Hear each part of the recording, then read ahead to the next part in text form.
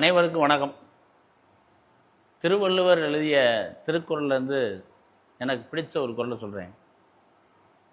வேண்டுங்கால் வேண்டும் பிறவாமை, மற்றவை வேண்டாமை வேண்டப்படும் அப்படின்னாரு.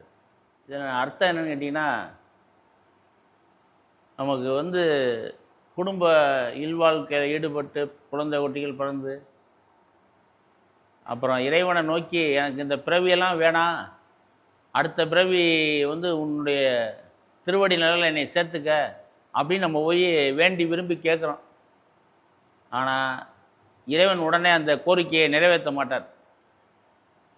உங்களுக்கு அடுத்த பிறவி இல்லைன்னு சொல்ல மாட்டார். அடுத்த பிறவிலாம் இருக்குது.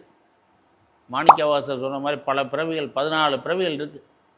ஆனால் நம்ம கேட்காமலே 5 விதமான குணநலன்களை நம்மள்கிட்ட கொடுத்துக்கிட்டே இருப்பார் அப்பப்போ. அது என்னென்னு கேட்டீங்கன்னா, பசி, பிணி, மூப்பு, வறுமை, துன்பம். பசி, உடல் பசி, உள்ள பசி, அறிவு பசி எல்லாம் ஆட்டோமேட்டிக்காக வந்துக்கிட்டே இருக்கு. பிணினா நோய் எப்படினாலும் வந்துடும். அதுக்கடுத்து மூப்பு. இன்னைக்கு ஒருத்தனுக்கு 30 வயசு ஆகுதுன்னா அடுத்த வருஷம் 31 வயசு மூப்பு. வறுமை, பெரிய கோடீஸ்வரனாக இருந்தாலும் அவனுக்கு ஒரு கட்டத்தில் வறுமை வருமா. அதனால் ஏற்படக்கூடிய துன்பம்.